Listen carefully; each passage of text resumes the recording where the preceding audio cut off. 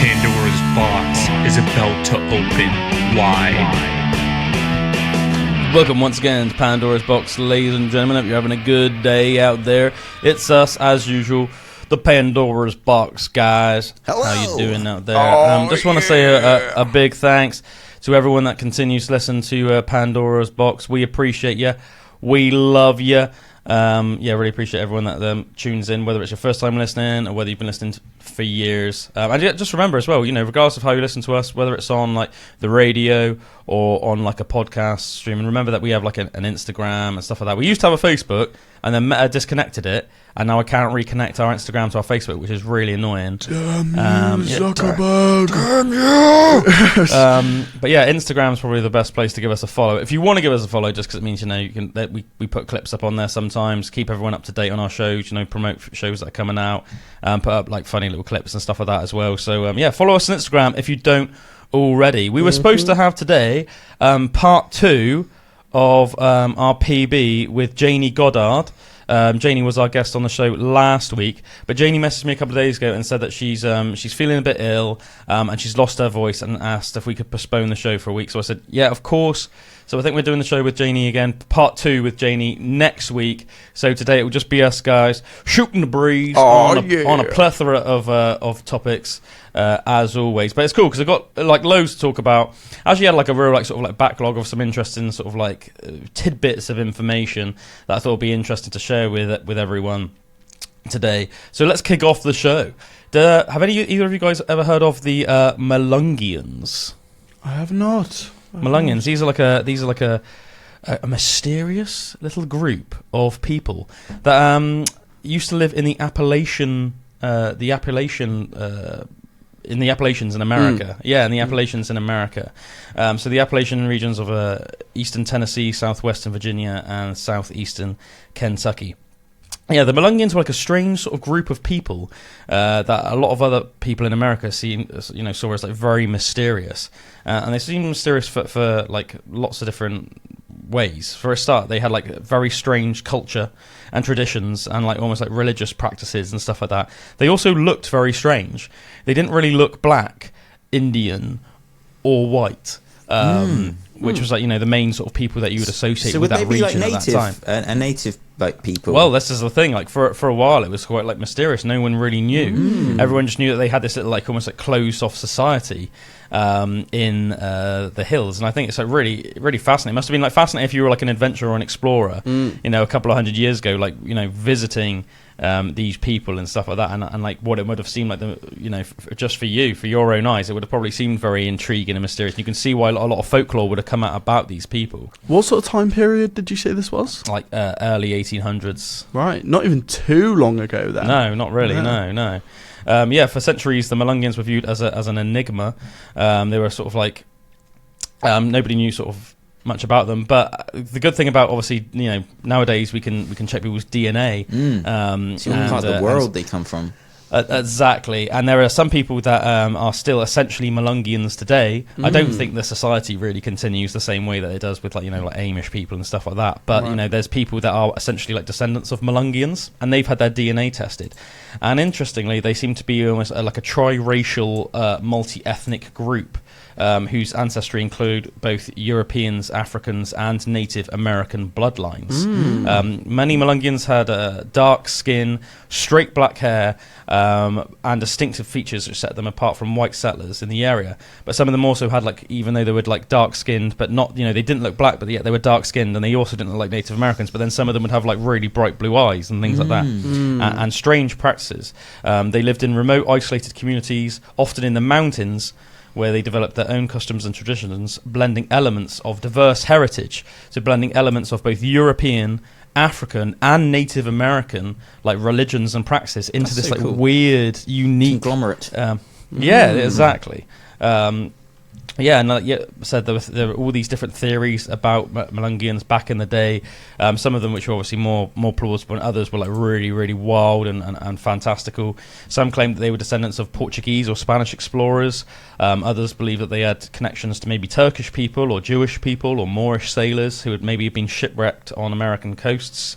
Some people even thought that they were the descendants of the lost colony of Roanoke, which we've talked about on the pod. Do you remember that? Remember the lost colony of Roanoke, which is such a fascinating story in itself. No, we talked about it on a pod ages ago. It was probably like at least a year ago now about that. Colony of Roanoke was founded, and then the guy that set up the colony went back to, I think, England to sort his business. Came back a year later. Everyone had completely vanished. The settlement was abandoned, and there was just one word carved on a tree with a knife that just said Croatoan, and nobody even knows what that word means. So amazing. But some people even thought that they were the remnants of the lost colony of Roanoke. That's cool. But the true origins of the Melungeons remained unclear for generations. Unfortunately, because of their mixed race heritage, they often faced discrimination and were marginalised by both white and black communities. So they weren't sort of accepted by anybody. Now, the Native Americans didn't accept them, the black people didn't accept them, and the white people didn't accept them. They were really sort of almost seen as almost like the ugly stepchild of the people of America, unfortunately. Many Melungeons were labelled free people of colour on census records, which limited their rights and social status in pre-Civil War America, unfortunately. Some were even forced to deny their heritage, claiming to be of solely European descent in order to avoid persecution. But in recent years, DNA testing and genealogical research has shed more light on the Melungeons' origins, confirming their triracial ancestry. Studies have shown that their roots likely trace back to early European settlers, enslaved Africans and Native American tribes who intermarried and formed isolated communities in the Appalachian Mountains. While the exact details of their origins are still debated, the Melungeon story is now understood as part of a broader narrative of racial and ethnic blending that has shaped the American South. Today, the Melungeon heritage is a source of pride for many descendants, and there are cultural festivals, genealogical societies, and academic studies set up to help preserve and celebrate their unique history. The Melungeons are a testament to the complexity of the Appalachian history. It's funny because we've talked about Appalachia quite a lot in the last month or two because of its mysterious and unique sort of history. I was saying, wasn't it, there was I think it's the only place on planet Earth that has never been underwater. Never. Very cool. Never ever once in history. And also, UFO sightings, other cryptid sightings. Lots of people have disappeared in the Appalachian Mountains, and also this fascinating unique group of people as well that have just lived there.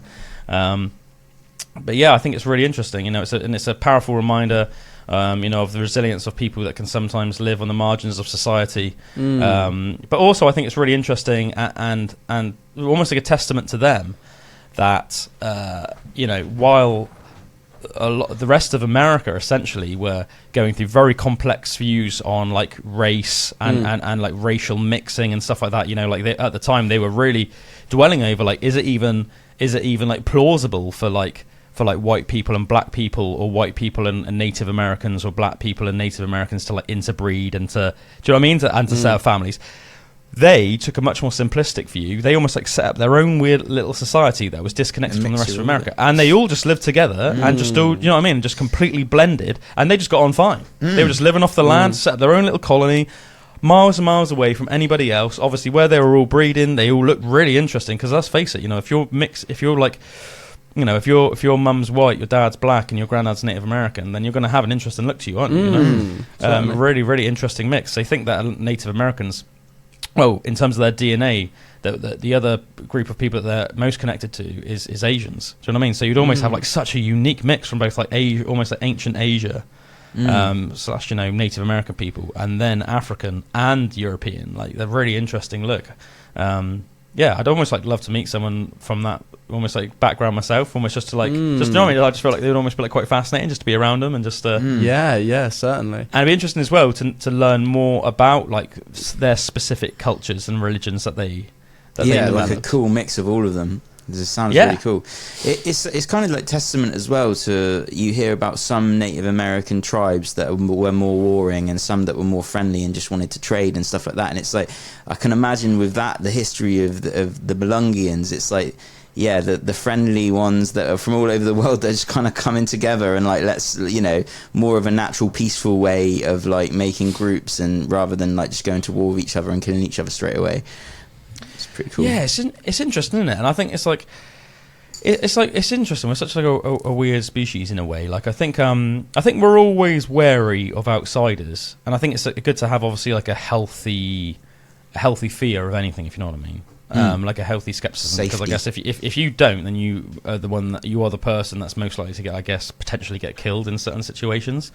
But it's really interesting, isn't it? Because at various points in history, you see a real emphasis on race, and then in other parts, I'd say at the moment there's one. Do you know what I mean? There's like one at the moment. For the last sort of like 10 sort of years, there's been like a growing emphasis on race. And what I mean by that is like people almost like, in my view, unnecessarily pointing out different ethnic groups or different skin colors, almost like for the sake of it. Whereas it's like, my almost view is just like, whatever we're all the same, like stop bringing it up. Almost like, do you know what I mean? Stop. Why you like bring up any differences? It's like you don't go in if you've got like naturally straight hair and then someone else has got naturally curly hair. You don't go into a room and then for some reason point out the difference between that, do you? So why would you go in a room and almost like point out the difference between someone just having like a slightly different shade of skin from you, or do you know what I mean, or something like that, But yeah, at other points in history, it's like it seems that people really just didn't care at all. People would quite happily went up into the Appalachian Mountains and just made loads of babies. Yeah, or like you hear like about like Vikings and stuff. They would just like pretty much go as far as their ships would carry them. They didn't carry; they would trade with. They'd trade with Muslims, with Christians, with other pagan cultures. They went all the way as far as like Constantinople. They went to places like Morocco. I just didn't really care, really. Do you know what I mean? They were just like they were more interested in like, are you going to buy this freaking bear skin off me? Yeah. And what are you going to give me for it in return? That's all they cared about. Like, do you know what I mean? They didn't care who they were getting it off, like who they were bartering with. I was speaking the other day about. Do you remember a little while ago we were talking about? I think it was a place in Asia where there were the smaller types of humans. Yes. And I was saying to someone the other day, I was saying, imagine the wars and the battles that would have commenced if that was still the case today. Oh, if there were almost different. When you say the smaller humans, sorry man, sorry to cut you off. Do you mean that old group of hominids? Yes. Are you on about Homo habilis? Yes. I don't think it was Asia. Oh, well, wherever it was. I couldn't quite remember the place. I think it might have been somewhere in like in Australasia. Like it was either like, I think it might have been like New Zealand or Australia. All right, cool. Like that. But anyway, cool. That's just off the top of my head. That's just. I was almost thinking like hobbits. Imagine if Neanderthals and Homo habilis were all still around. Yeah. Like if we can't, as a species, even get on. Like Homo sapien to Homo sapien. Imagine what it would have been from Homo sapien to Neanderthal. Or like it's crazy to think about, isn't it? Like the wars that probably would have been fought. I think there is some evidence that like Homo sapiens had a big like part in wiping out Homo habilis. I think it's almost like from there was even almost like tales that Homo sapiens thought of like Homo habilis as like these weird little goblins, these weird little goblin creatures. Because I know that there's a site where a lot of Homo habilis bones were found. And obviously, from like, archaeological evidence, they can tell when like fires were made and stuff. They found all these bones in a cave, and then they could tell that the cave was blocked off with like loads of wood and sticks and stuff, and then that it was set fire to. So they essentially, I think it's like the humans found, the Homo sapiens found out that these Homo habilis were like living in this cave, so they blocked off the entrance while they were asleep, set fire to it, and then obviously they were basically like suffocated to death because they couldn't escape. So all the smoke was blowing into the cave, and then they would have all just like suffocated. But it's just brutal, which is absolutely brutal. They just woke up to that.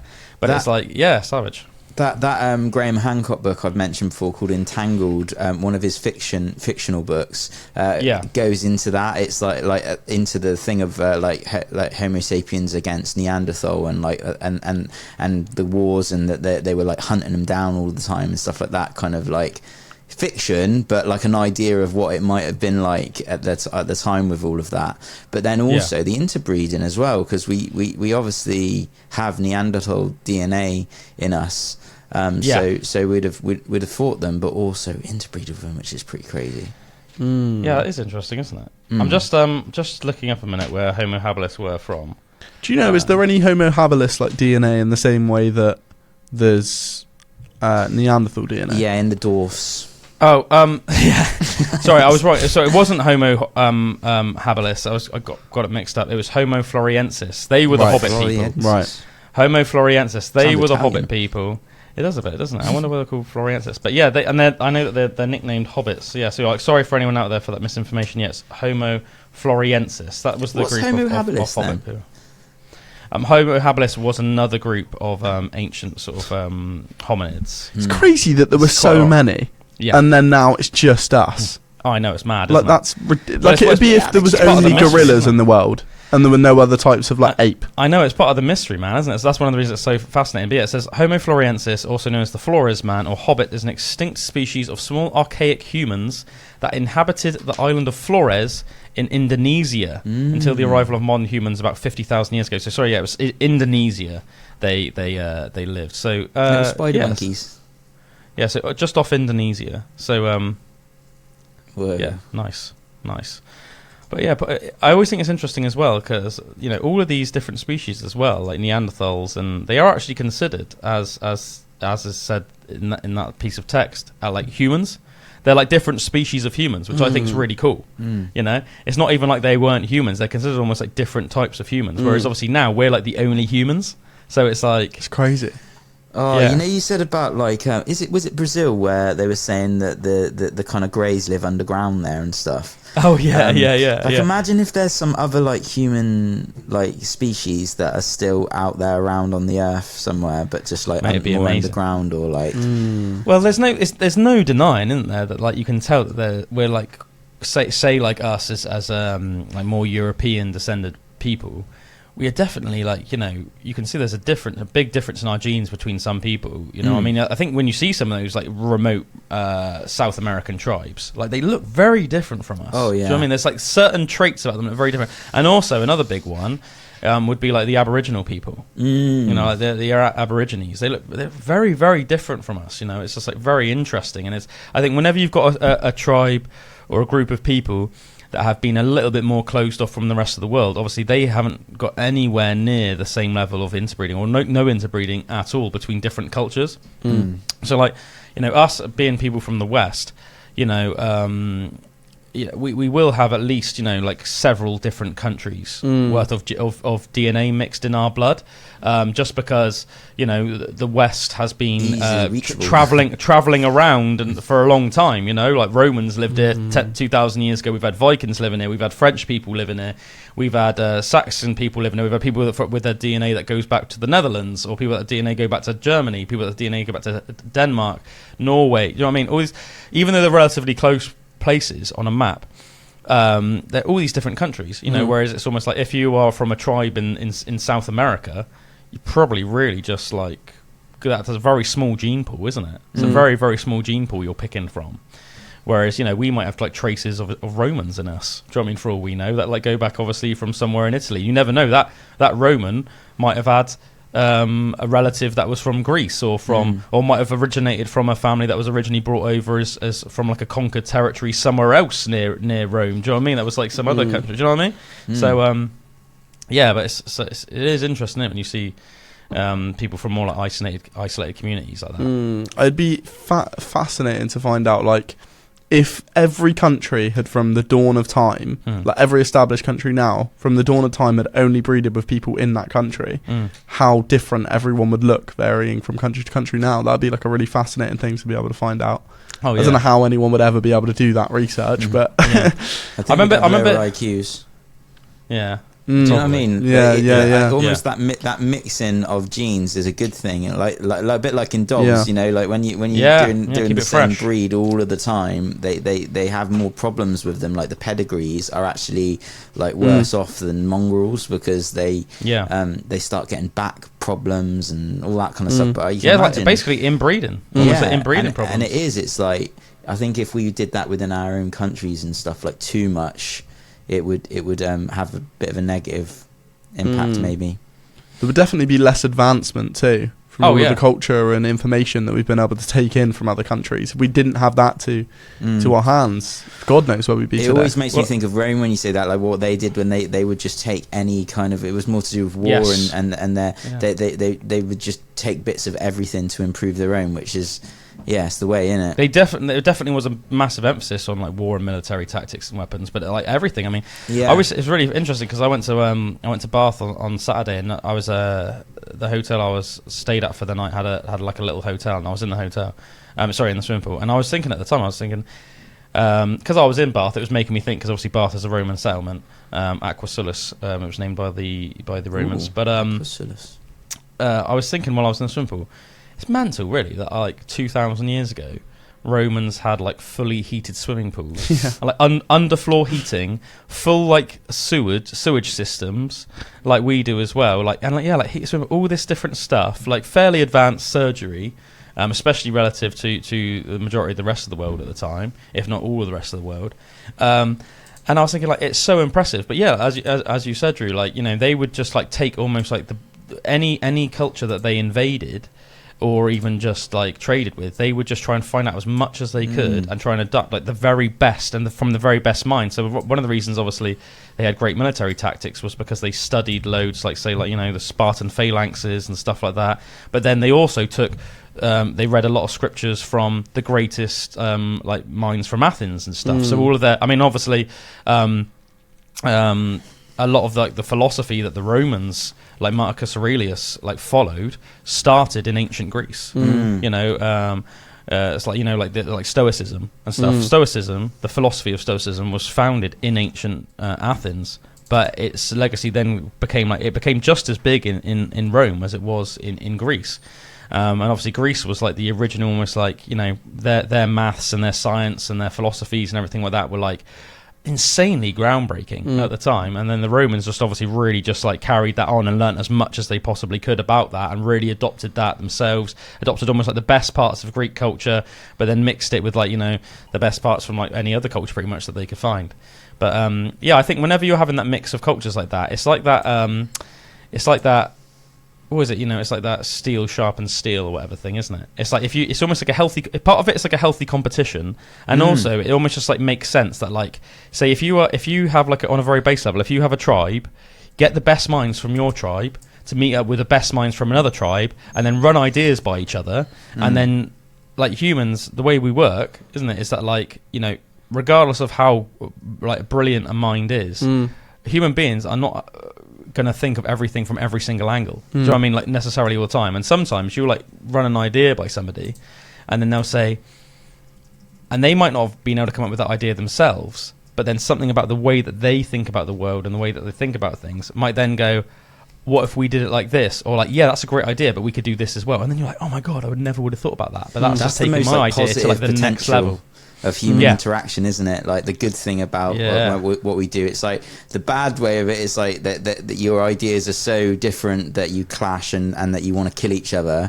But the best of it is that you have these different ideas in really creative ways, and that you make even more creative, awesome things with like those sharing of ideas.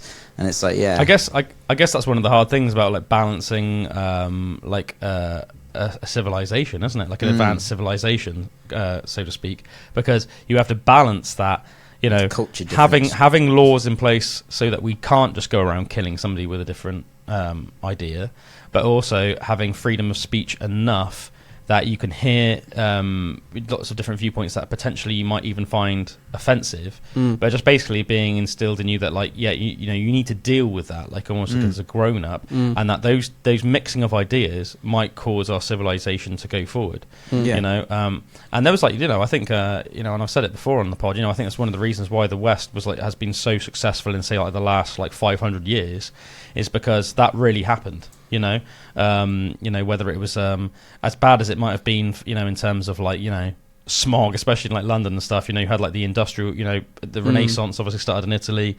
You had like the Industrial Revolution, which was more sort of like, which was, you know, really sort of like Britain was at the epicenter of that. We had Charles Darwin, who you know, is from, you know, England. You know, who came up with, you know, his theories of evolution, and it was like, at the time it was seen still as very blasphemous, because, you know, people were so religious. If Charles Darwin was born a couple of hundred years before and had said the things he'd said, then he would have probably been killed as a heretic.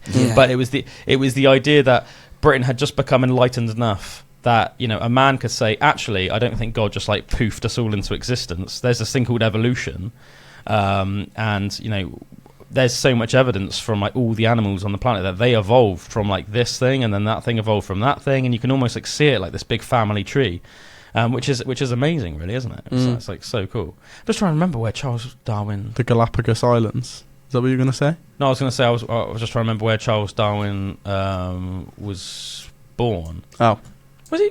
He might have even been from Shrewsbury. Was he? Was Charles Darwin from Shrewsbury? I think Shrewsbury, yeah. Which is mad. So that's only like just like what, like a 20 minute, half an hour drive north of you, Drew. Yeah. So he was from Shropshire. That's crazy. Yeah. Charles Darwin was from Shropshire. Mr. Darwin. Yeah. So like, Charles Darwin, the man that literally came realised that evolution was a thing, was born like a 20 minute, half an hour drive from where Drew is sat right now. But yeah, that's just why it's so important, isn't it, to have that freedom of speech. Like, if Charles Darwin wasn't confident enough to come out with these things, or if he was too scared, or if he just thought he would be like killed or abused for saying what he thought, then obviously that would have, science can't progress. Yeah, and like you see like similar things with like Leonardo da Vinci. Do you know what I mean? Certainly. Like, even though I think a lot of people probably thought he was like crazy at the time. He was like brilliantly crazy. Yeah. Do you know what I mean? So he was allowed to come out, just like tinker in his workshop and come up with all these like amazing different like inventions and theories and stuff like that. But yeah, cool stuff. I'd love to get, at some point, we should get more into Tesla. Nikola Tesla. Oh, yeah. Because he seems like a real fascinating individual. Was it on the pod that we were speaking about how he thought he'd like come up with something, but he didn't want to share it with the world because he thought that it would be detrimental? Well, I know that he came up with, it's like, didn't he like, it's like strongly suggested, he might have even said, that the death beam was one. But didn't he also come up with like this free energy that basically, and it was basically he knew electricity was in the atmosphere, so he thought he could harness energy from the atmosphere and electricity, and he would like set up this thing, and he'd be standing there, and there'd be lightning bolts coming down and hitting off it and everything, and like he was proving that there was electricity just tingling around, yeah, he's got a lot of patents for like free energy devices and things, and people take them now and try and like recreate them, and the idea is so that you could have like free energy devices, like devices that give more energy than what they take to get them going and to get them running. Wow. I remember hearing that he like described it, and I really liked this because this sort of made it make sense to me. It was like saying it, you know the same way that like if you had like a little radio with an antenna, that like the radio waves are in the air, you can't see them. It's like, do you know what I mean? As just like a person walking around, there's no way of testing that without the equipment to do so. But all you've needed for the last more than half a century is, as long as you have a radio that you can either plug into a wall or is battery operated, all you would need is to just, you could tap into like FM stations and stuff like that. And it's like he basically said that like you could do that with electricity. Do you know what I mean? So you like, so the same way that like you'd have a radio that can pick up a radio signal, you could have an electronically charged device, a device that works from electricity, like a television or whatever, that could in theory just pick up electricity off the air, and then that would just run off that. But the problem with that, obviously, and this is one of the theories and the conspiracy of why he might have been killed, and obviously this is a conspiracy theory, doesn't mean it's, so it might be true, it might not be true, is that's why he was like targeted and ultimately killed. One thing we do know for sure is obviously that he was like a shallow sort of a husk of a man by the time he died. He die in a hotel room, like really poor. Yeah, really, or like a little flat. It was either like a flat or a hotel room or something. Wasn't it? And like he got all of his like thing burnt down, all of his like lab with all of his equipment and everything. And he was poor. He didn't have like a penny to his name. All of his stuff had been like destroyed, and he was really ill. And if you see pictures of him as well before he died, he looked really ill and unwell, and like his face was all sunken in, his mustache was gone. Whereas you see pictures obviously in his prime, he looked this really dapper gentleman and had this really nice mustache and everything like that. He was definitely one of the best minds, wasn't he, like of the last few hundred years at least. But like mad. I definitely think there's probably some funny stuff there. It makes sense to me. I don't think it's much of a conspiracy theory that like if he came up with essentially free energy, that would startle certain people, because obviously there's a lot of money in energy. We are dependent on electricity and oil and things like that to survive, and the companies that are like are charging us these things make a hell of a lot of money from us. If everyone could just get it out of the air for free, then that would like completely revolutionize the whole entire world, wouldn't it? And it's like flip it on its head. And if you were the person that was man, hopefully, if you were the person that was making like billions of pounds off of that like every year, then you probably wouldn't want that to happen, would you? It's just almost like common sense, isn't it? You would probably be a bit worried about that, and I ultimately humans are flawed. You'd probably be thinking, even if you were like not even like a ridiculously immoral person, you might be thinking, well, I've got like kids and stuff like that. I want them to be like grow up rich. Whereas if like, I know this thing might better humanity, but then I'm basically just like going to be out of a job. You know, That's so it. you can see why somebody would People like will always choose have their own. motive. Like I think a lot of the time, you know, like in those situations, especially like big, massively rich families and stuff like that, you're going to look after your own and like make sure that they're got, you know, generational wealth that will last them their lifetimes down, the, you know, and you can understand it. Like, you can. I was just going to say as well, I remember seeing that about the Death Star thing. It wasn't actually called the Death Beam or like, you know, when Tesla was making it, but it was funded by Rockefeller. So one of the Rockefeller rich Americans, were like funding this project, and he was literally building it. It was huge, and it was to tap into that energy and like the energy of the atmosphere and create electricity through that. But he stopped doing it. Like Tesla just stopped doing it because he realized that they were going to want to use it as a weapon because it could focus this beam of light and beam of energy and the electricity. It's like like the eye of Sauron, you know. Like you can imagine it just like you'd be able to send these like death beams down and just. Or it reminds me of people. Star Wars, you know, like the Death Star, like the way that like in Star Wars the Death Star, when it like they destroy Princess Leia's home planet of Alderaan in like a New Hope, you know, and it's just like you see the green lasers like on the Death Star, like, and then just like a massive burst of light just comes out and just destroys the planet. For his principles of just like, I'm just not going to work on that anymore, even though I can do it, and you're giving me all this money and like, you know, it's crazy new technology. Can you imagine the moral dilemma if that was you and you were like, you know, obviously starting off as like a scientist that's just fascinated by, you know, just the almost infinite possibilities of the universe and how, you know, fascinating science is and all the different mysteries of science. You can unlock all these different amazing things using just by experimenting through science. But then almost like the moral dilemma when all of a sudden like you, at first probably just out of intrigue, start discovering something like maybe the potential to like invent something like a death ray, like essentially like a big laser beam. But then the moral dilemma, as you're getting more and more into it, and then like people are starting to say like, oh yeah, we'll pay for all of this because we want it, and then it's almost like, oh man, like I know what this could be used for. Like you could have like the blood. It's almost like, you know, that we talked on the pod before about there's like the curse of the Winchester rifle. You see it as well with Oppenheimer as well, don't you? Yeah, Oppenheimer, who of course made that speech after the atomic bomb went off, where he said, "I have become death." The destroyer of worlds or something like that. It's from a poem or something, isn't it? It's like an excerpt from something, isn't it? It's really creepy because when you see the actual, I know obviously the Christopher Nolan, I am become death. I am become death, destroyer of worlds or something like that. I think it's an excerpt from something. Yeah. He when you see, obviously it's in the movie that Christopher Nolan recently made with Cillian Murphy. Yeah. But you just see in his face at the time, he looks so like shell-shocked and horrified about what he's brought into the world. And that's almost like the opposite of what Tesla had to do. Tesla sort of saw that coming and thought, no, I'm going to pack this in now before it causes any damage. Yeah, for sure. And I just like that as well. I think, you know, that the moral dilemma, you know, to feel like you had like potentially millions of people's blood on your hands. That's a hell of a big thing, isn't it? You see that, you know, the Winchester rifle became like the #1 selling rifle in America, and then just like, I can't remember how many like thousands of people apparently died because of the Winchester rifle. But then do you remember like there's supposed to be that like curse, or at least there's that like folklore of the curse, and then it's like, wasn't it like all the men died, and then like the woman, the widow, she got them to like using the fortune, she like built that house, and it's supposed to be like this like spooky haunted like maze like house. Remember she got like had like loads of like fake rooms built, but then they were like boarded up, and there were like secret like passages through the house and like stairways that moved, and apparently there were like ghosts in the house and stuff like that, like ghosts of like the dead people that were killed by the Winchester rifle that apparently were like haunting the family because of like how many thousands of people had been killed by Winchester rifles, and it was just all because this guy basically invented this dope as hell gun. Like, it's like crazy.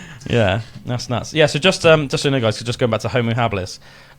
So Homo habilis was one of the first like human species. Homo habilis means handyman, and it's an extinct species of archaic human from the early Pleistocene of East and South Africa, about 2.4 million years ago to 1.4 million years ago. Yeah, the handyman.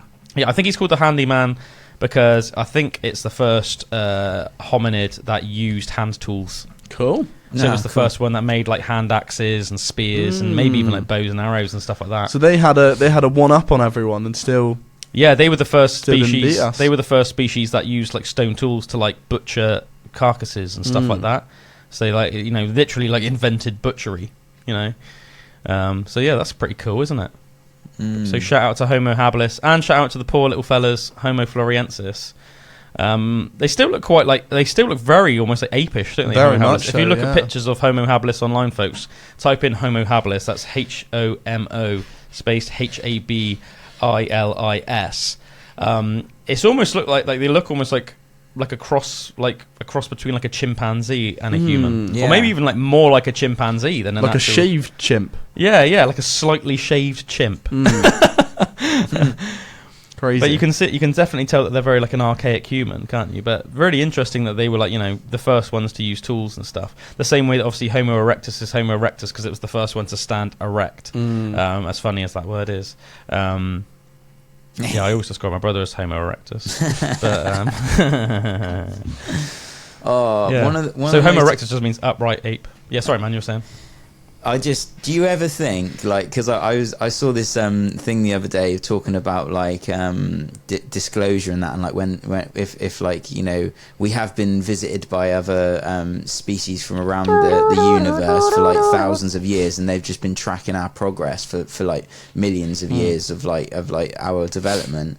Whether like when that actually happens, we'll get a full rundown of our true history, like with no. Do you know what I mean? Like, how cool would that be if they've been keeping records of all this, and we could just like Prometheus style? Yeah, we could just watch, like, go into a room and just call up like things from like from the dinosaur times and stuff like that. If there's been stuff that's been tracked, I think that'd be so frigging cool, because when you think of like the technology that we even have now, like all the things that we're recording into our history through computers and just films, like everything that we've got this ability to do that at our limited like place we are in technology. And I can imagine if there'll be like full VR places that you could go and just see like parts of history. I think that'd be so epic. Yeah, I definitely think that could happen. Like I've heard that obviously you're talking more about aliens at the moment, but I've heard that where did I read this like fairly recently? Aren't we like really close now to having, obviously like for the last like few years you've been able to have like those VR headsets or whatever where you like basically play games, but it's like, and you feel like you're in the game. Aren't we like really close now, because technology's getting so good where essentially like soon you'll be able to almost like upload a scenario that will look just like real life, and then you'll just be able to see, like almost like a hologram, like you see like on Star Trek they have these things called holodecks, and you can basically either upload programs, so it'd almost be like a movie, right? So I think you can buy a movie. Into a VR headset, or yeah, I think so. I think it's like in a VR headset. Yeah. I mean, I don't see why we would be far away from AI being able to do that. If we just said to AI, "Here's a scenario, build this world for me, and I'm going to go into it." And the way it's done in Star Trek, which I always thought was really cool. So it's almost like the same way that you can just like buy a movie. So it's like in Star Trek, you can almost like buy like a story, but then you could say like buy Lord of the Rings, but then in the holodeck you'd say, and I want to play out the part of Aragorn. So you're like literally in real time, like living out, and it's really cool as well, because in Star Trek they even go into like the moral complications of that, if you want to call it, or the societal complications of that. So there's this guy called I need to watch Star Trek. I've not even watched ever one episode of Star Trek. That's mental. There are certainly certain series that are better than others, but I definitely think like Deep Space Nine, TNG, The Next Generation, and Voyager are all really good. I think really good. But in The Next Generation, there's this Starfleet officer called Reg. I can't remember his full name now. But it goes into the societal complications of that. So he, like a lot of people would, he becomes addicted to the holodeck because essentially he can make like his perfect life in the holodeck. So like people are always like, well, where's Reg? And he's like, we don't know. And he's in the holodeck again, and it has to deal with that. And then he has to almost like a drug. He has to like wean himself off it and come off it. And it's like he's almost like he can't help himself, because it's like, why would you live your normal life when you could like just develop your perfect life and like have everything you want in a holodeck? It's like add a touch. He's the complete hero of his own story that he's just come up with. It's like Ready Player One. They touch on pretty much the exact same story, but there it's almost the whole world has gone into it. Like Animus, I think is Animus the like name of the technology, where they sort of go in and they've got they're fully in this world. Suit on and that. Exactly. Yeah. And you see the world outside, don't you? And everyone's just living in like trailer parks that are stacked up.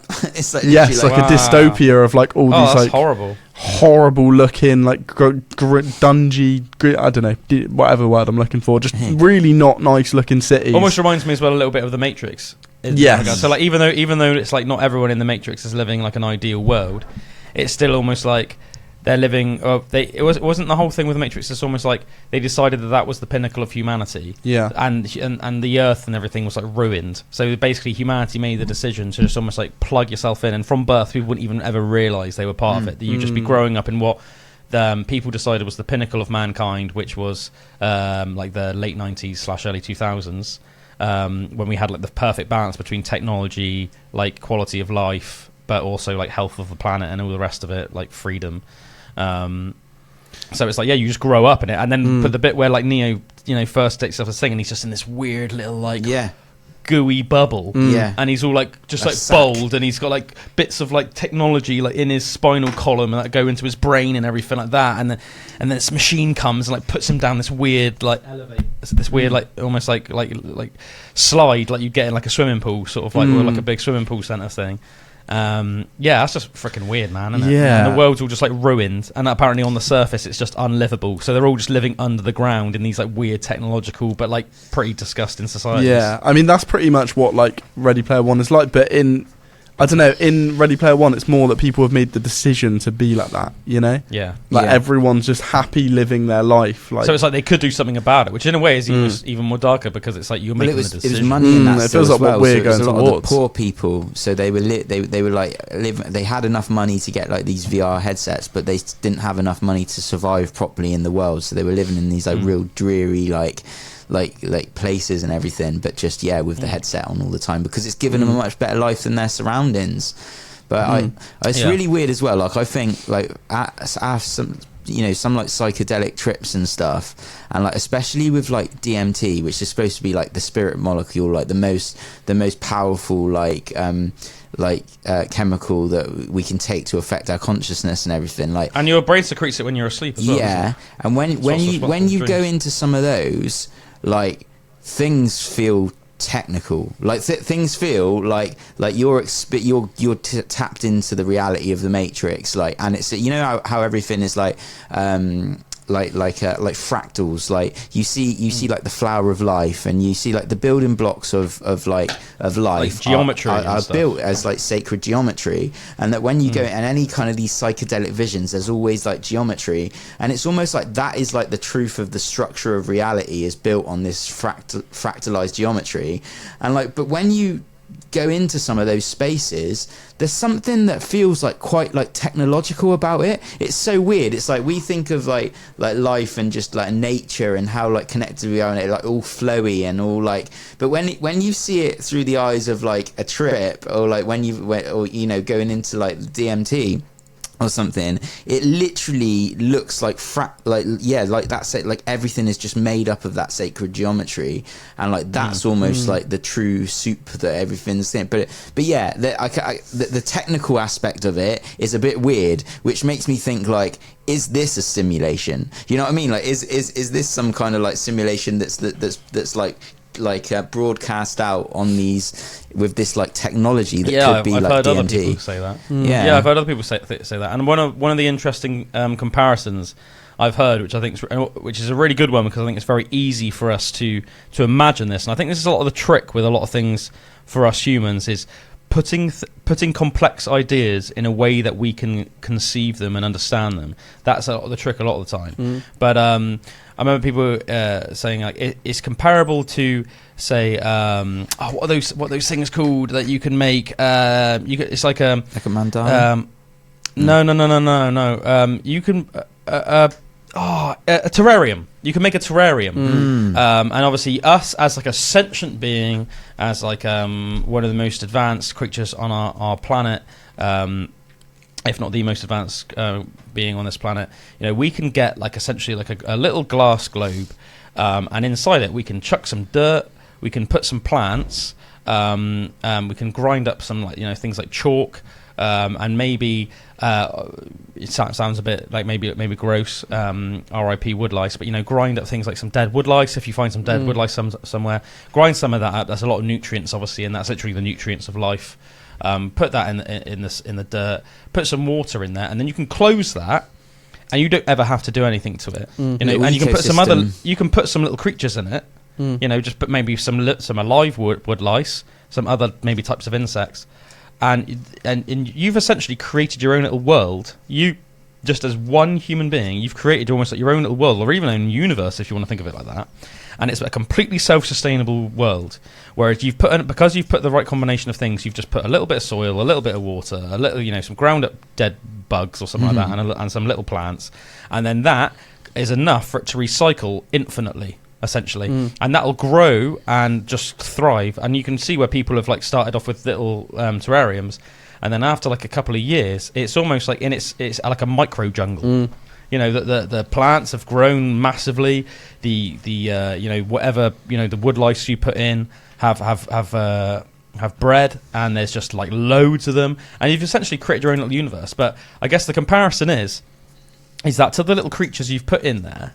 Right, whether it's the plants or the insects, whatever you've put in there, they're not really aware that this higher being has done that. They are living and dying in what to them is their reality, their universe. To them that is their equivalent of what this planet is to us. So they might be able to see in their tiny little primitive brains. They might be able to see out the glass and realize. Well, I don't think a wood lice would realise much, but they can see that obviously that that it's not there is something beyond their world, but it's still their world. It's the same way that we can see out to the stars, so we can see that there's more to the Earth than just the Earth. But at the end of the day, we're confined to our planet, the rules of our planets, what we can harvest from this planet, all that stuff. And I think that's a really fascinating comparison, because the idea is that because size is relative, for example, the size difference, say, between us and an atom, or us and a single-celled organism. How do we not know that there is something so infinitely larger than us that has just created essentially their equivalent of a terrarium? And that is that's not our planet, that's our universe. Can you imagine that? Can you imagine that? Can you imagine there's a creature that is so big, because they say that the universe is it's really hard to even understand the universe. I don't even fully comprehend it, even though I've looked at especially when they say there's multiple universes and stuff, because I'm the universe to me is infinity. So and they also say that it's simultaneous. Yeah, exactly. And they also say it's simultaneously expanding and contracting, which obviously is a confusing thing to try and wrap your head around. How can something both be expanding, getting bigger, and at the same time, getting smaller at the same time? But because it's so infinitely massive to us on a scale that we can't even comprehend really with our brains, to imagine that there's something that is so much even bigger than that maybe that the whole universe is just like a terrarium to it. Obviously, I'm not saying that's what I believe. I'm just saying it's plausible. It makes sense to me. It makes sense to me. And as the further you go out, you can see what galaxies look like, and how we're only a small speck in a part of that one, and but it's we can only go out so far and see what that, what I mean? But what does the bigger picture look like if you go out further and you could kind of condense it down even smaller? Well, I mean, that's almost the sort of grounds for people believing in stuff like God, isn't it? And religion is that exact idea. And I've got to say, I do love the more and more we seem to find NASA's telescopes and the photography of space. It seems to be getting better and better every single time I see it. And seeing some of the other galaxies that you can see, and they might take a photo of in a direction that to us will always just look like completely dark space. But through this amazing is it the Hubble telescope or something?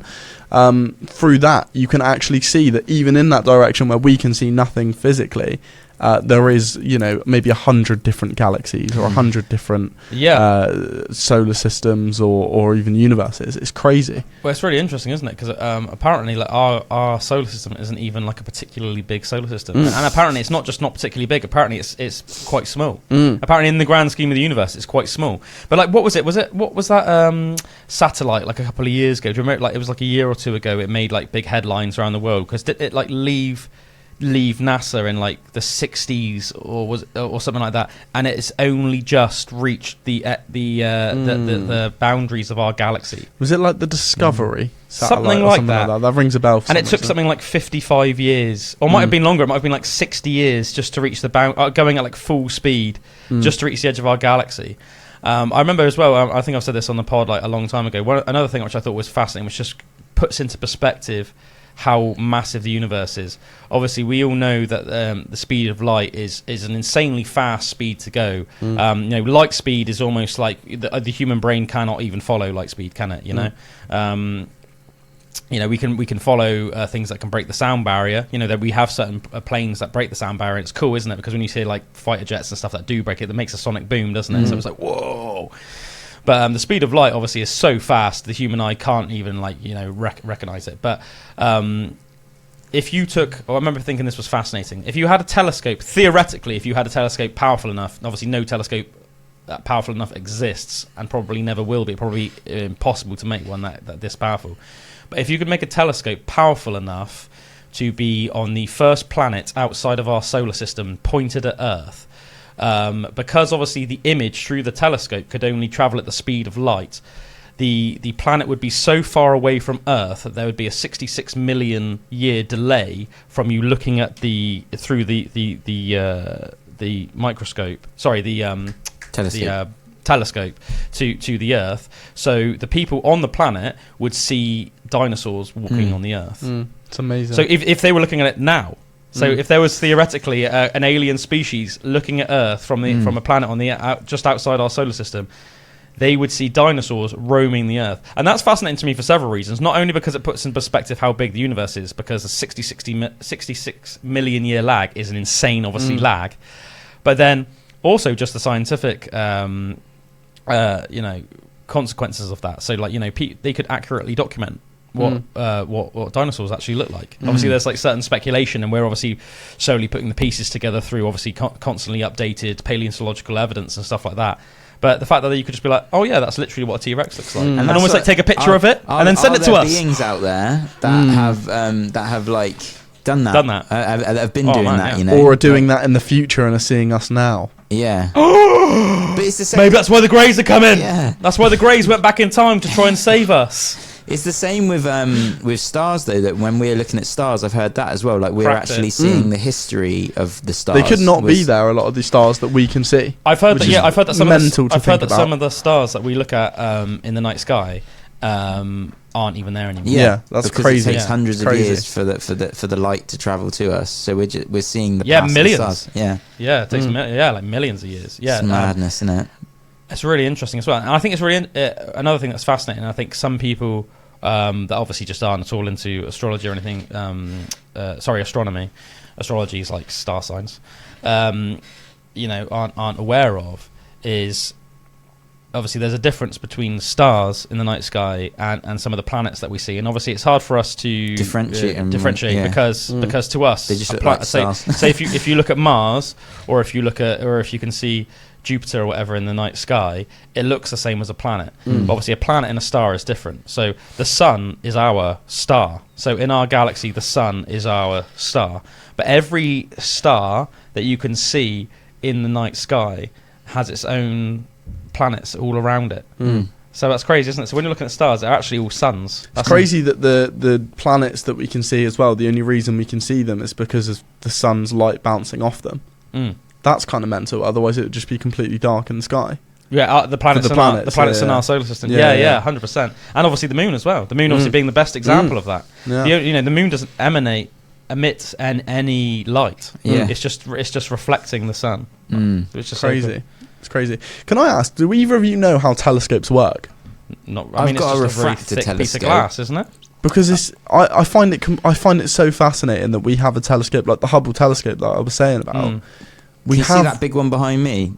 That big one old there. tank.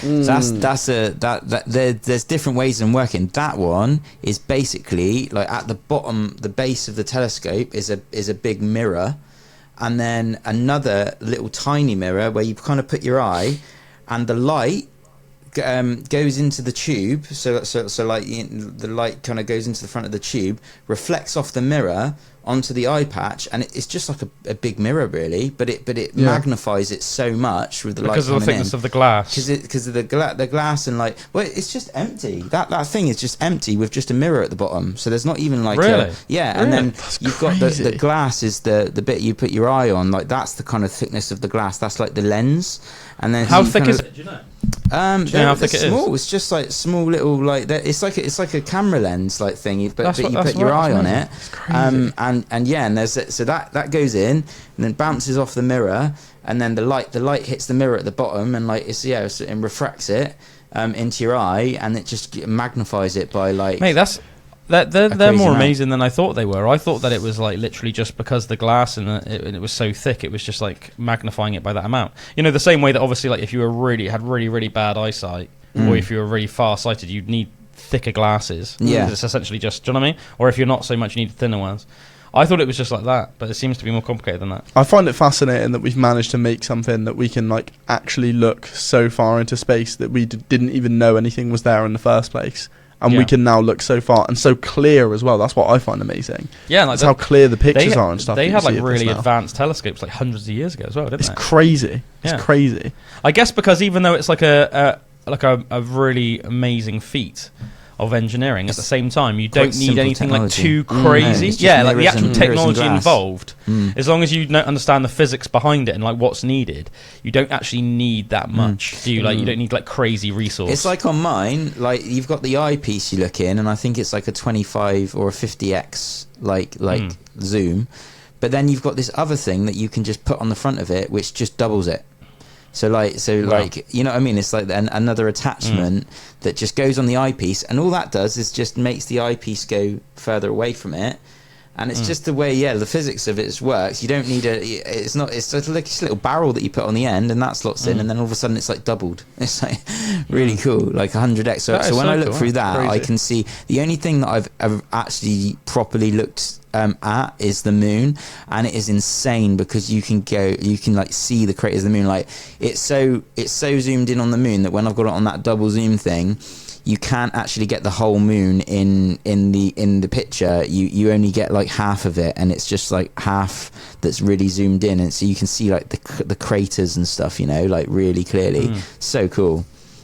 That's so cool, man. That's so amazing. Cool.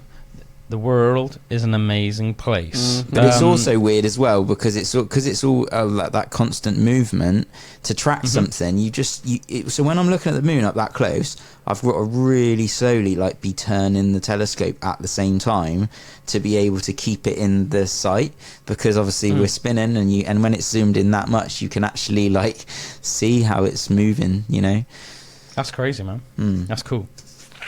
Let's move on, because there's this really cool guy I want to talk about. One of the things we like to do on PB is obviously if any sort of like notable or amazing human being we've sort of like discovered or researched or read about, it's cool to bring them to the forefront of people's minds, maybe spread them into a new sort of generation of people that don't know who these people are, because there have been some amazing human beings throughout history, and a lot of them just aren't even known about. So I think it's really cool to be able to share some of these epic people and let their memories sort of like live on, shine a light on them. The guy that I want to talk about today is called Laurent Peter Alfred Fruchen, or he was called that. He was a 6'7" tall Danish explorer from the 1900s. Big guy. This guy was just an epic sort of like modern day Viking. I say modern, obviously he lived 100 years ago, but modern relative to actually obviously the Viking times. But yeah, he was a badass guy, an amazing explorer. Used to ride like dog sleds like 750 miles across the Greenland ice cap and things like that. He made an awesome fur coat for himself out of a polar bear hide from a polar bear that apparently he hunted himself. He was once attacked by a wolf out in like like hundreds of miles away from civilization, in the middle of like the freezing cold sort of tundra, and he managed to kill the wolf with his bare hands. When the Nazis came into power in Germany, he openly like mocked and just basically like hated the Nazis, and openly just like said that he didn't like Hitler and everything that he stood for. So the Nazis put a death warrant on his head at the height of the Third Reich, but he basically just didn't care, and the Nazis never managed to catch him or punish him or anything like that. Once, while he was on a massive expedition on his own, exploring the world, he got gangrenous toes. Obviously, he spent a lot of his time in truly like sub-zero temperatures for a long time on his own.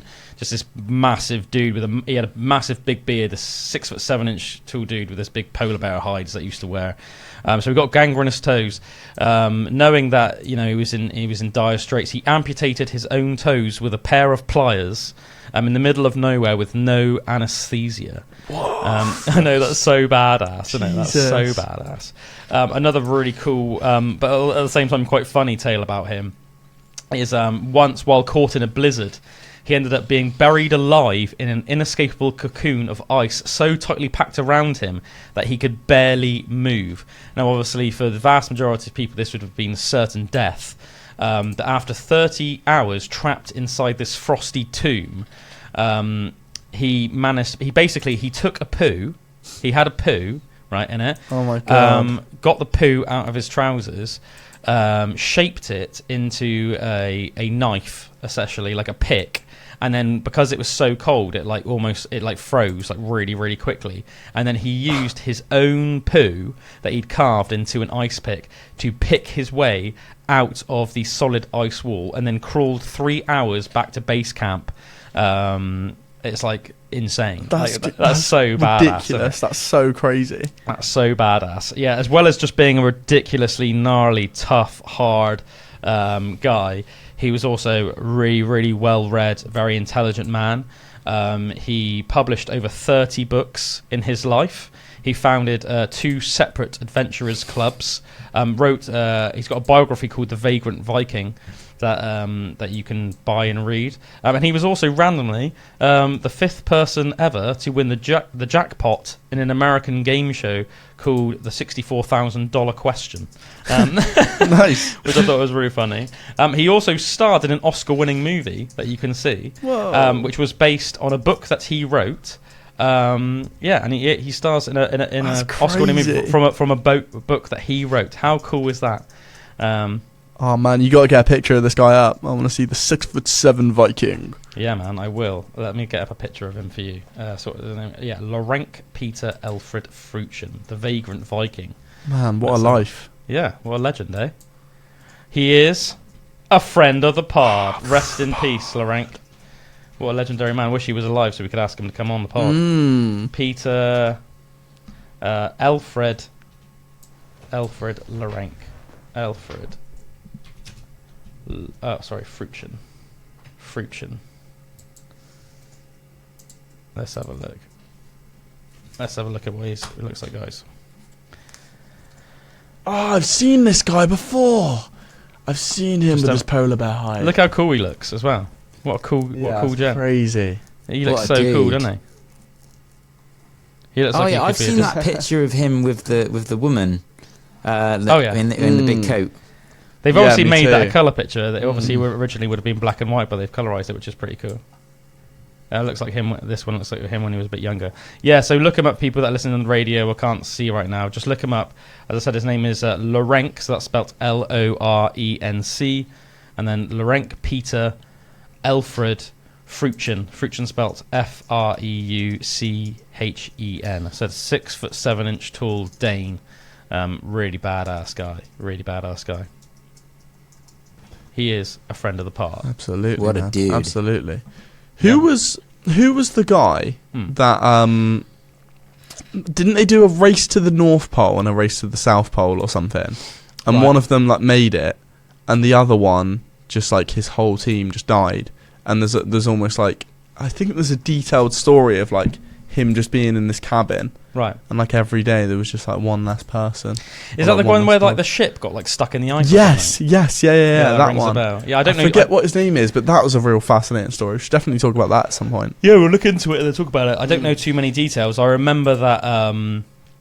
I remember hearing about it. Yeah, I think that like the ship got stuck in the ice or something like that, and obviously like they just like ran out of food and it was just like freezing cold. So yeah, they just like, and it's just this really ominous logbook from like the captain or whatever of just got like picked off one by one. I think the final like entry is just like, I'm going out now or something like that, and he just and then obviously just went out and died in the snow. But yeah, that's creepy, man, isn't it? That's creepy.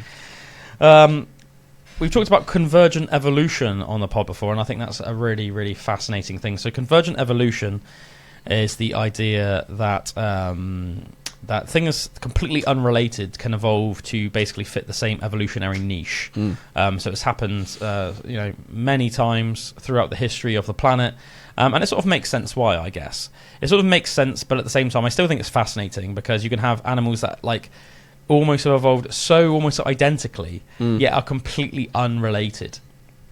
So one of the cool animals I wanted to talk about today that is no longer with us, well, and their descendant is with us, the armadillo is still with us, but there used to be these creatures called Glyptodonts, and they were basically ancestors of modern day armadillos. But obviously modern day armadillos are very, very small creatures, not much bigger than sort of like a house cat or like a small dog. But these some of the Glyptodonts, specifically like Dodecurus, got absolutely massive, like weighed over 2 tons, 13 feet in length, 5 foot tall, over 2 tons. So that's like the size of like a large family SUV, a large family SUV. Like think of a Land Rover Discovery or a big Range Rover, a pickup truck, anything like that. Probably just over 2 tons. But these were like fascinating creatures. They originally evolved in the Eocene epoch. Really, really, really cool creatures. The Eocene was sort of between 56 million years ago and 33.9 million years ago. But yeah, they evolved during the Eocene. Absolute sort of tanks of animals. They had like a big almost impenetrable carapace all around their body. That were made up of these tiny bone shoots that are called osteoderms, and it would have covered its head, its back, and its belly. They also had like a tail with like a big spiky club on the end, so they could have given anything that wanted to like trouble it, given that a massive whack. The carapace was an inch thick, so it was pretty tough, man. Like pretty damn tough. And yeah, these like giant creatures would have just been walking around the land between 56 to 33.9 million years ago. Just living life, being cool, essentially. But one of the reasons I obviously brought up convergent evolution was because in the dinosaur period, we also had ankylosaurs that evolved to fill exactly the same evolutionary niche. So the most famous ankylosaur being Ankylosaurus. Which lived in the Cretaceous period alongside things like Tyrannosaurus Rex, and it was pretty much identical. Do you know what I mean? Wow. It was a creature that walked on 4 legs, had a hard carapace-like head and body, and had a long tail with a club on the end. There were small differences, but you'd almost think to the untrained eye that they must be related. But of course, the Ankylosaurus was a dinosaur, which obviously from the reptile family lineage. Obviously, dinosaurs, the same as snakes and lizards and birds, all evolved out from a reptilian lineage.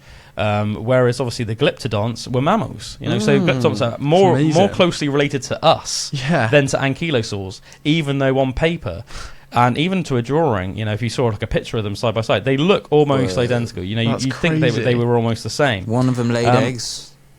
One of them laid eggs. Ankylosaurs laid eggs, and then obviously Glyptodonts gave birth to live young. But it's really interesting as well because obviously the Glyptodonts were alive at the same time as human beings, and apparently humans even hunted Glyptodonts. So our ancient ancestors would have seen these like giant beasts roaming the land, and we even hunted them. Apparently there's archaeological evidence that short-faced bears, saber-toothed cats, and human beings all hunted Glyptodonts. And apparently, if you go back really far back before the terror birds went extinct, terror birds did as well. So just so many fascinating points of history in over the course of our planet. I find that stuff like that fascinating. Like we think today of like, obviously we are sort of the apex predator in the world, but the reason we give for that is always our weapons and our smarts, I guess, which would have been the case back then. Yeah. But it's crazy to think that like even without guns and stuff like that, we were still the apex predator, or one of them at least, able to go out and pretty much hunt anything. It's a crazy thought. Even in those days, just because of our ability to make weapons and form tactics. Yeah, with like we weren't just like running around trying to escape these animals. We were actively searching for them. Yeah, one of the biggest things in our diet, going back to sort of like the Ice Age, was obviously mammoths. Yeah, woolly mammoths. I mean, you can't get really more of a tank than a woolly mammoth. Yeah. You could go on YouTube and obviously watch videos of like African bull elephants getting like triggered with people for whatever reason, and then just like flipping trucks and you know what, man, it's like actually staggering how strong they are. Like you can watch videos of like elephants like ripping trees out of the ground. Can you imagine the strength needed to do that? It's crazy. You just like look at a tree. Like if you like ran into a tree, you wouldn't even put a dent in it, would you? I'm talking obviously like a big, like a well, like a proper tree. Yeah. But then you can just literally watch videos of an elephant just like ripping it out of the ground. Madness. Like, insane. Staggeringly strong creatures. But the idea that like even back in those days, human beings like actively hunted mammoths. It's by no mistake that we found ourselves in this position, is it? Yeah. Oh no, it's crazy. No. Yeah, it's absolutely crazy, man. And going back to what you were saying earlier as well, just imagine how if you could almost have like a fly on the wall, or like have it go in a time machine and go back to this period where there would have been like different species of human on the earth at the same time. Neanderthal, Denisovans, Homo sapiens like us, Homo floresiensis. There would have been all these different species of hominid alongside, these giant Glyptodons and saber-toothed cats and short-faced bears and mammoths and woolly rhinos and stuff. So interesting, man. So interesting, isn't it? It is crazy. What do you think, if there was like a period of time in history that you could go back to, what do you think it would be? Am I like in danger? It doesn't matter. You can just decide, regardless of whether you're in danger. Well, like, like I see what you're saying. Or like, am I actually having to like survive there? Let's do two. Let's do both. So, in one scenario, you are for whatever reason invulnerable. Okay. So you're like invisible. Let's say you're invisible and protected, so you can go and spectate, but nothing from that time can interact with you. And then we'll do another one. Just because it'd be interesting, the difference in answers, where you are just going back as you are now, and say you're given 12 hours to explore the world, but you are completely vulnerable while you're there. So I reckon the one where I'm sort of vulnerable, I reckon I'm choosing like ancient Greece. Okay. And I'd want to go around and I'd want to just see, like, because we know... What part of ancient Greece? Obviously there were lots of different places. Was it Alexandria, like the main... Alexandria was in Egypt. Right. You're probably thinking of Athens, aren't you? Yes, okay. Athens, sorry, yeah. And I just want to go around and see what was kicking off. But what was kicking off, exactly, man? yeah. What's kicking off, Gav? I feel like I can picture the Roman world like quite well, because it's probably quite similar to what ours would have been in a lot of ways. Whereas the Greek world, like, obviously we still have taken a lot from them. Yeah. But I can't imagine that world so well, So I think I'd want to go see that if I was vulnerable, because I also reckon I could live through that. I reckon if you gave me 12 hours in ancient Greece, I could make it through. I think that you could in Athens. I think specifically in Athens. I think certain places in Greece would have been more dangerous than others. I think in sort of like the heyday of ancient Athens, I think that you could survive 12 hours there. I mean, I think definitely. I mean, they were very democratic people. Yeah, very civilized. Yeah, very civilized and democratic. You could have like gone to ancient Athens. They had theatres. You could literally just like the same way that nowadays you can just go to the theatre. You could go to the theatre in ancient Athens. You could go and like get some food somewhere and some drink, and it would have been very interesting. You could have gone and watched like a philosophical debate between like Socrates and somebody. Yeah, that would be really interesting to do, wouldn't it? All right, so what's the one that you would do where you were impervious to damage. So I've got like two schools of thought here. Right. The first school of thought is it would be very cool to go back to like ancient Egypt, and like see the mysteries of like the pyramids, or like the Sphinx, or like what was how did they actually build the pyramids? Exactly. There's so many schools of thoughts, obviously, right through from just using like millions of Jewish slaves, right through to aliens. And that's one I'd kind of want to be impervious to damage from, because I feel like if I do get seen there's a chance that I'm just a slave for like for the rest. I'll just get killed. It does seem like quite a brutal period, doesn't it? And I also think there's something really quite almost like ominous and sketchy about the Egyptians in general. All of their gods and everything seem there seems to be like almost like a lot of dark juju that I almost like associate with the Egyptians, and also part of the just the mystery and everything around them. They seem quite like almost like sketchy and ominous. I'd definitely like to see it, but I wouldn't want to be like vulnerable in that situation. And then I think the other answer has to be going back to like some sort of dinosaur period. Or just like, or even if it wasn't the dinosaurs, like just like the megafauna. So if you just went back to, as we said, say like it doesn't have to be like the dinosaurs, but if you just went to what we were saying then, when like there were like woolly mammoths, woolly rhinos, like massive, like the sort of dawn of man. Like that'd be quite cool. Just seeing like almost like seeing like the first human civilizations like running around hunting mammoths and stuff, and being like, whoa. What about you, man? What about you? Well, let's go with you, Drew, first. The one where I'm vulnerable would be, but we don't know if it's real or not, but Atlantis. If that was actually good answer. I mean? That would be answer. Cool. Like almost like to go back and find out if there was an Atlantis. That's very cool. That and like what society was like and what and everything. If there was such how would you do that though? Do you know what I mean? Because like if you said, if there say theoretically was like you had the technology to do it or whatever, and like you'd have to go back to somewhere first to almost like find out where Atlantis was, and then you'd have to travel. Do you know what I mean? And then you'd have to like go there. Because the problem is with that, it would just take you to like. Do you know what I mean? Just if you could go anywhere you wanted to. So you could just type into this machine Atlantis. The bits, and because you hear like the actual descriptions of the cities and that there was like 3 different islands and stuff, and I can't remember, but I remember reading this thing about like that there were different parts of Atlantis, and there was like 3 main cities or something. Was that in Herodotus? Was that Herodotus? Is his accounts? Well, that he learned when he travelled. Which one was it? Plato, I know it was the one. Was it Plato? I think you're right. It might have been Plato. Yeah, it's been a long time since I've looked into it, but I knew it was and one. It was when he went to Egypt, sort of Greek explorer. And it was, and he talked to the Egyptians. Yeah, and he said, "Where did you history of Atlantis still and everything?" And he said, "Where did you guys get the technology to build these amazing pyramids?" And they said, "A civilization far to the west called Atlantis." So that'd be sick. And then, or like the main city of it, like whichever the main city of it was, like you wouldn't want to be like in the suburbs. It's mad. There's this guy called Matthias De Stefano, and he claims to to remember his past lives and these connections, and he like sings like Atlantean tunes and stuff, and as it claims to have like to remember his family in Atlantis and all this kind of stuff.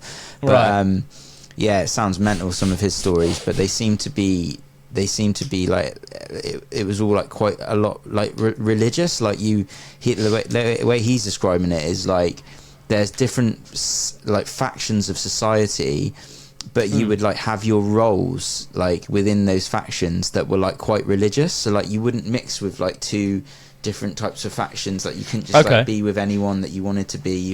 It was like a bit like what we were talking earlier about ethnic groups. Like in history, but it was like for these religious like reasons of and this like worshipping of the land and all this kind of stuff. But it seemed like very different to what our idea of like society was and stuff. It'd be interesting like if there's any truth in it.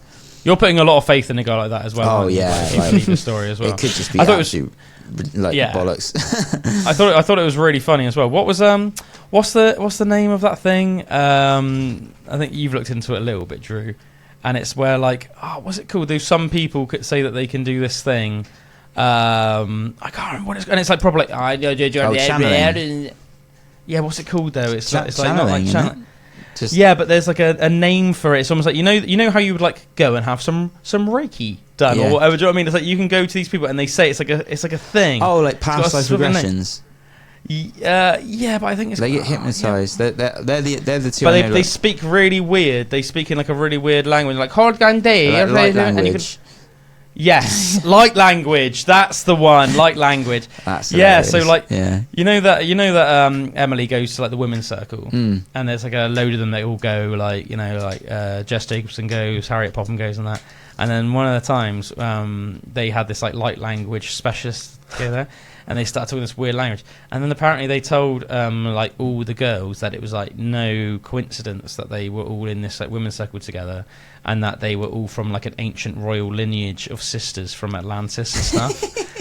And I remember when Em came back and told me this, I was like, you, Danielle Pennington, Jess Jacobson, Harriet Popham, Alice, and that are all freaking like Atlantean noble women, are you? Like sisters.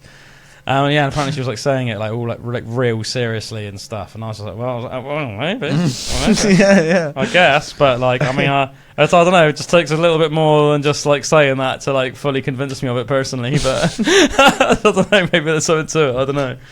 Yeah, it's just hard for me to imagine them all being related apart from anything else. You know what I mean?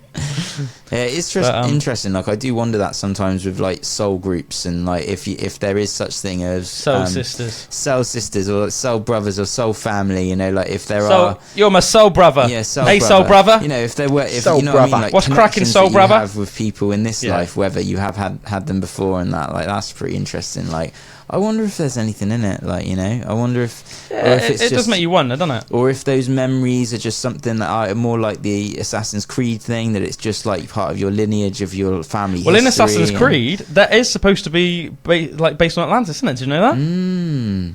So the idea is, in the Assassin's Creed games, it's like you are descended from someone from Atlantis. Is that right, Bullwinkle? And it's like all that like the Roman and Greek gods. So like in Rome they called him Jupiter. In Greece they called him Zeus, but he was essentially the same god, just in a different language. That I think it's supposed to be. This is going to be a very loose interpretation because it's been a long time since I played the games, and I haven't played all the different Assassin's Creed games.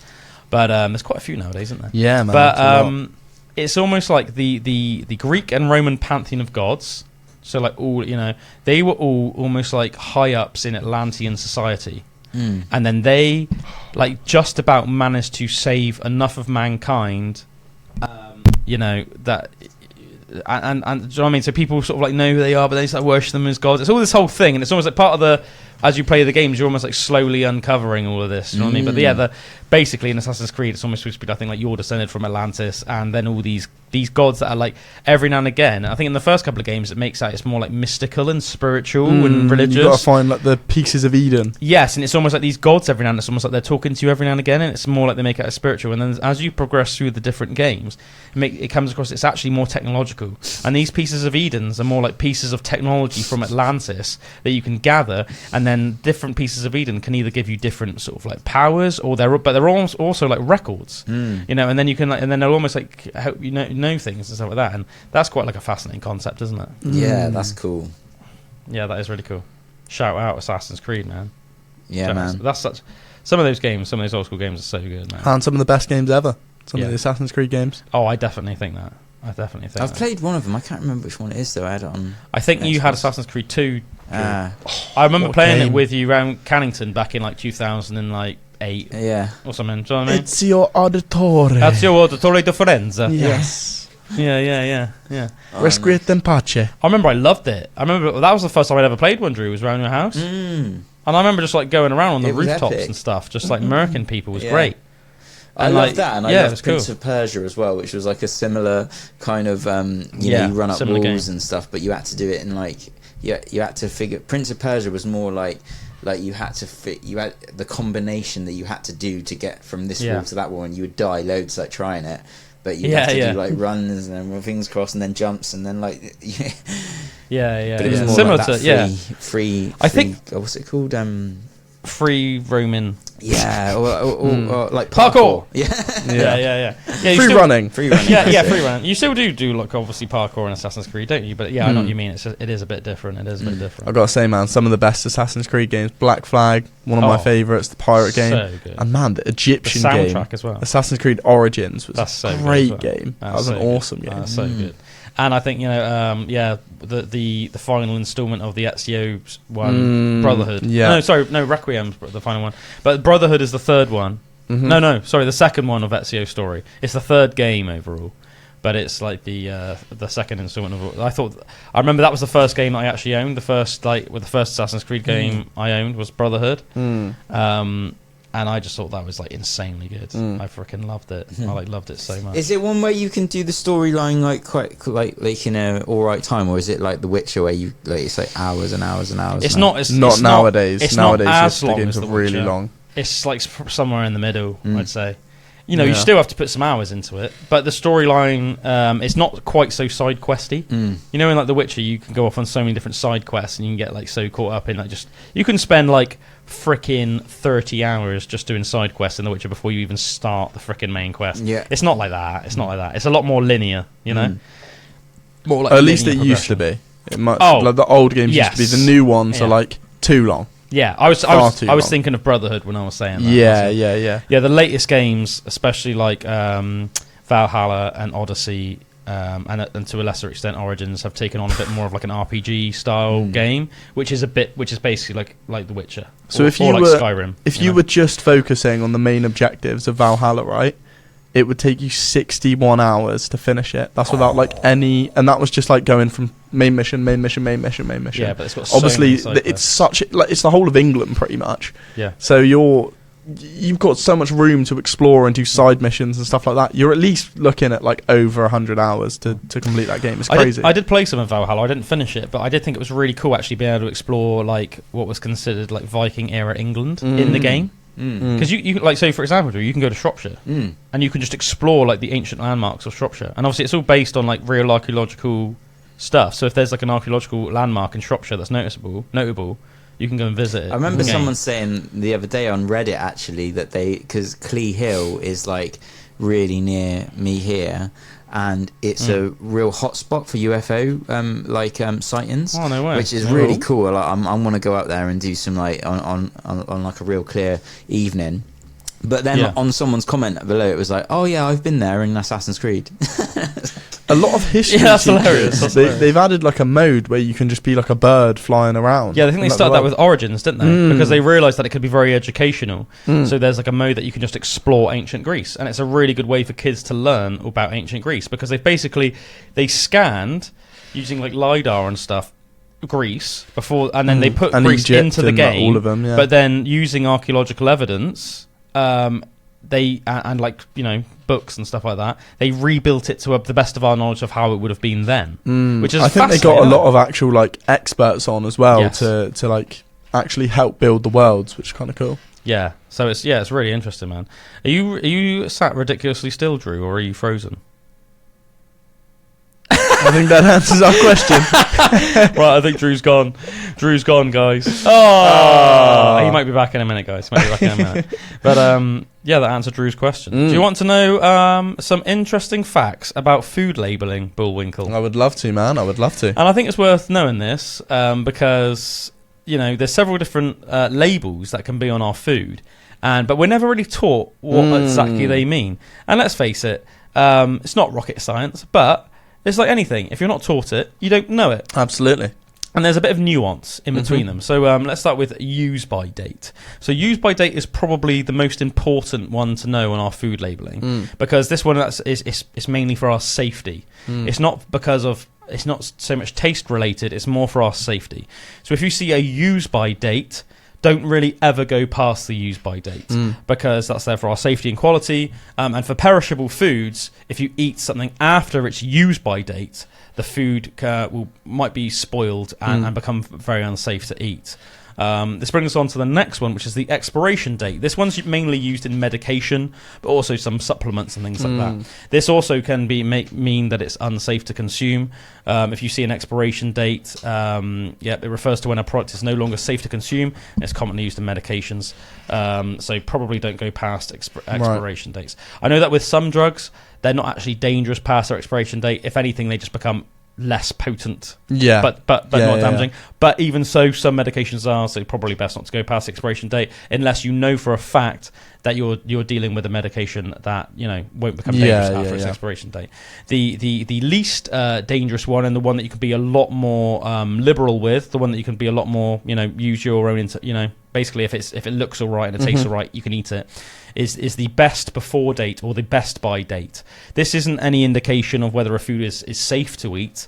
It's more just indicates optimal quality, more to do with things like texture and things like that. So if you think about, say, like a digestive biscuit, if you ate a digestive biscuit after its best before date, it wouldn't hurt you. It wouldn't harm you. There's nothing in the biscuit that wouldn't be as nice. But if we can all sort of like think of that.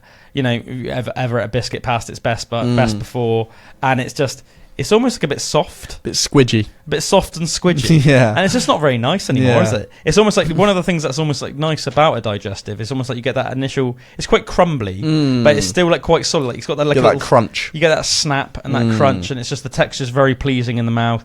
When it becomes all like soft and squidgy, and then it just loses its, and it's not crumbly anymore and crunchy. Yeah. It just becomes sort of unpleasant to have. A bit like paste. Yeah, it's not very pleasant anymore. So yeah, basically best before date or best by date. Not an indication of safety. Basically, if it still tastes nice, you can eat it. Expiration dates used more for things like medication. Be careful with that one. And the one that you want to be most careful with is the use by date. So obviously, something like chicken would have a use by date on it. That is for your safety. Yeah. That is because if you eat chicken that is past its use by date, you could get severe food poisoning. Yeah. But yeah, no, I just thought I'd clear that up because I was reading about that myself the other day, and I just thought that was interesting because I think a lot of people think that maybe they're all the same thing. That the best by date or the best before date, the expiration date and the use by date are all just the same thing, but they're not. Yeah, man. I've definitely been guilty in the past of like maybe a chicken's like a day or two past the use by date, and I'm like, it'll be all right. Yeah, but you're probably right. Don't even risk it. Yeah, man. So you got to be careful with that sort of thing. And just to sort of oh, here he is again. Drew's come back. Everyone, he's back. Sorry he's back. That, that's all right, man. No worries. It was really funny because I thought you were just like really interested because the screen like just froze on your face like this, Drew, and you were like. And it was really hard to like even see that you were gone. You were just like, it looked like you were really interested, but then obviously you just like when we realised that you just weren't replying or moving, we were like, oh, he's gone. But yeah, Drew's back, everybody. Set my router. That's cool, man. Yeah, I can't remember how far we got, but yeah, we were just saying to you, Drew. Yeah, so they scanned with LiDAR like ancient Egypt, and then using like archaeological evidence, books, and then you also working with experts on Greece. They basically rebuilt the game cool. With the LiDAR to be like ancient Egypt used to be back in those days. They did the same thing with Odyssey with ancient Greece, and yeah, so it's like really cool. So it's very very like interesting, and a great way of teaching like kids and students about ancient Egypt because they can essentially I'd love to have history lessons like that. Huh? If you had a history lesson like that, I feel like it'd be well cool. Oh, man. Going into school and they're just flying around Assassin's Creed and you're like, oh, what? That's like the pyramids. Imagine having a really cool history teacher that's like, yeah, today we're going to learn about Egypt through Assassin's Creed Origins. You're like, whoa, that'd be so good, man. That'd be so good. It's a great idea, isn't it? What a cool way to make games. Games have come so far since just like Mario and stuff like that, and even going before then, what's it called? What's the the little Space Invaders? Yeah, Pac-Man and stuff like that. Yeah, that's it, man. From back in the day. I want to ask quickly before we move on. Where would you go, man? Oh yeah, I didn't say, did I? Oh, to be honest, man, I haven't even prepared an answer. It's really hard to say because there's so many different times in history that I find really interesting and I'm very interested in.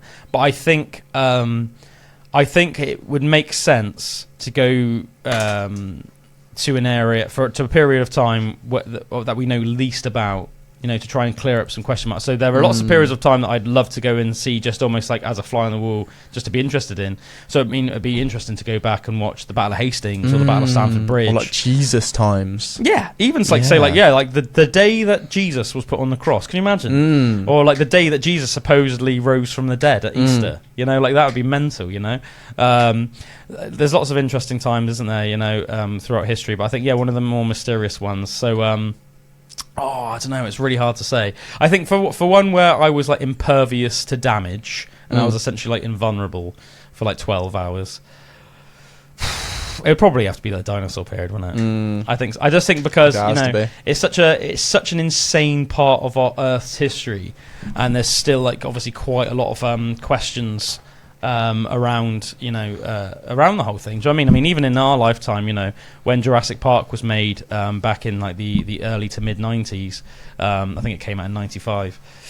Don't get me wrong, a great movie to this day, and it was a really groundbreaking movie, wasn't it? Because I think it was the first time a movie basically evolved past using stop motion technology with the dinosaurs. They were originally going to make the dinosaur scenes with stop motion. They basically invented like CGI more like it is today. It's crazy, and it still holds up to the test of time as well. That's the crazy thing.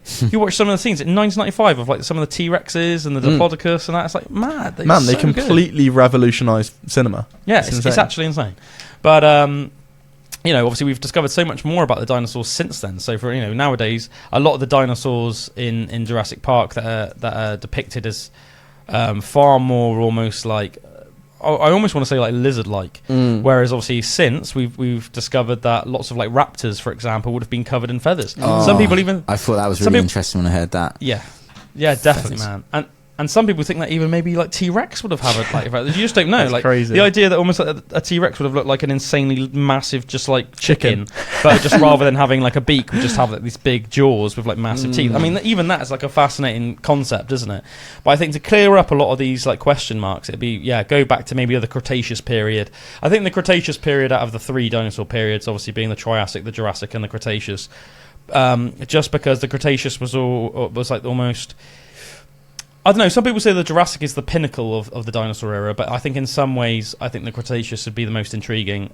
It had the biggest carnivores, Spinosaurus, Giganotosaurus, T-Rex, all lived during the Cretaceous period, and let's face it, you want to see the biggest, baddest things, don't you? It's in human nature, isn't it? Definitely. Why would I go and see an Allosaurus if I can go see a T-Rex, which is twice the size? Do you know what I mean? And just the massive sauropods as well of the Cretaceous period.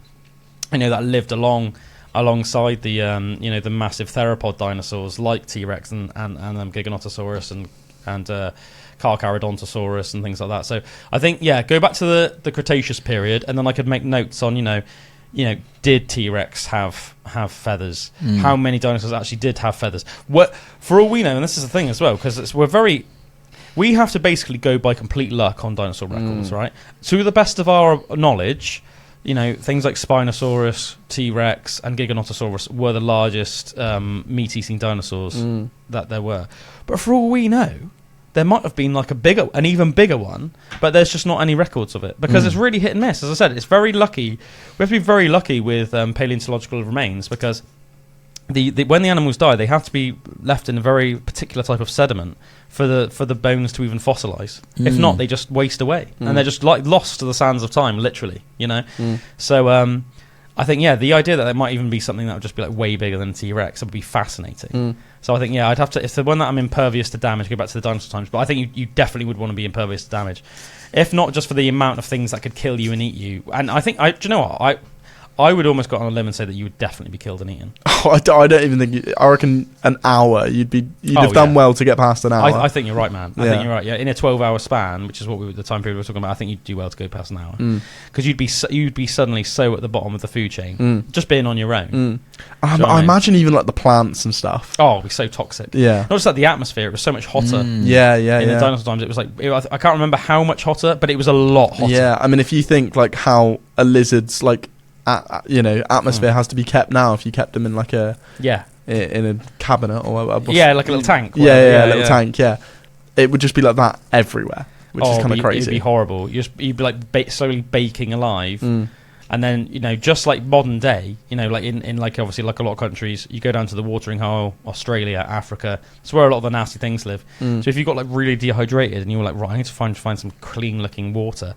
You'd have like massive dinosaurs like Sarcosuchus Imperator, which was like one of the largest crocodiles that ever lived, which was like twice as long as a modern day saltwater crocodile. That used to literally like eat dinos. You'd have them there. You'd have other massive theropod dinosaurs and stuff going there to drink. Man, you wouldn't last long at all. No. Think about the crazy insects And parasites and stuff I bet lived back then. That dragonfly, there was like these huge dragonflies. They looked pretty mental, didn't they? Meganeuropsis. Yeah, that was before the dinosaurs. But yeah, no, but they were like giant spiders and all sorts, like back in the dinosaur periods as well. And yeah, I bet they had horrible mozzies and stuff as well. And God knows what like diseases they carried. Yeah, man. Do you know what I mean? That would like they might have, like the dinosaurs and the other creatures alive at the time might have been pretty much impervious to them. But I bet to us it would be so alien and so toxic. We would just, man. like, It would be like savagely. just being dropped on another planet. Oh, it'd be like awful. Fully. It'd be savage. Yeah. So I think that's for my one that's impervious. To the one now where I could like survive and I'd be okay. Oh man, I don't know. It's like really interesting. Maybe like Britain when Julius Caesar first arrived in Britain, because I think it's such an interesting the way that the Romans describe it, that like Britain was like this magical land filled with like magic beasts and monsters and all these different tribes, like the Iceni tribes and all these different tribes that you know, ran around naked with like covered in blue paint and stuff with their hairs like spiked up, and they had those do you remember those musical instruments, Drew? I've shown you what they used them before, and they were like almost like a massive like brass instrument essentially, and they went up in the air. I can't remember the name of it now off the top of my head. Tutor. It was a massive tutor, mate. It was a massive tutor, and it was basically it was like this musical instrument that the ancient Britons had when the Romans arrived, and they were like used like their war horns, but they sound epic, but they sound like creepy. And the idea that like, you know, the Romans would have landed and it would just been this really foggy land, and all they'd heard was tales about how like magical beasts and stuff like that lived on this land, and then just to hear that sound like in the distance would have been like insane. I'm gonna have to quickly find what that musical instrument was called and get a sound clip of it for everyone listening, because it's up at it, and I'm pretty sure once you were at my house, Drew, and I played a bit, didn't I? Ancient Britain, I don't know, like brass instrument. I can even imagine Britain. It looked like it had like a dragon's head or something on it. Yes, like, they did. They put different creatures' heads on it. I put Crichton, not Ancient Britain, brass tutor. Tutor. Brass tutor. I bet that would come up still. Right, let's have a look if I can find it. Oh, that's it. Carynx. That's it. Carnyx. The Celtic Carnyx. Yeah, so this is what it sounded like, people.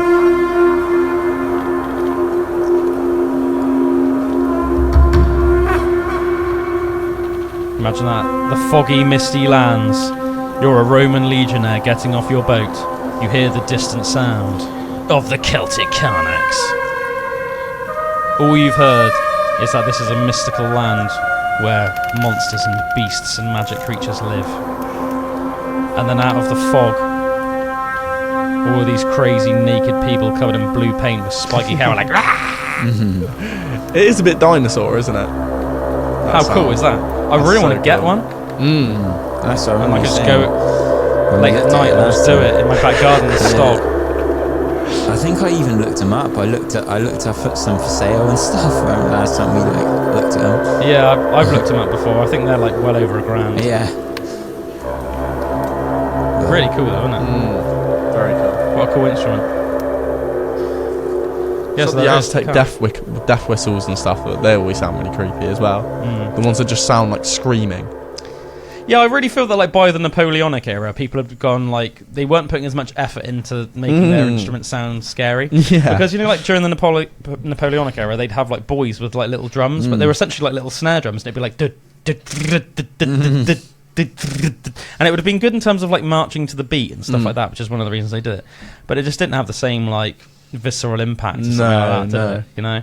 Like an Aztec death whistle or like a freaking Carnax. You need that psychological like bonus of it as well, don't you? Oh man, 100%. Yeah, so cool, man. So cool. Yeah, so I think I'd probably go back to that time. Do you know something I literally only found out for the first time like the other day, and I was like, that's crazy. What's that, man? I was so surprised I didn't know this.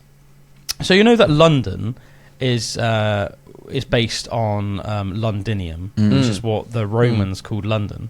Well, I never really thought to like question, well, where did the Romans come up with the name Londinium, right? Well, apparently the Romans came up with the name Londinium because of the name Lud, right? And Lud was the Celtic ruler of London when the Romans conquered the area. Whoa. So he was like this king called Lud.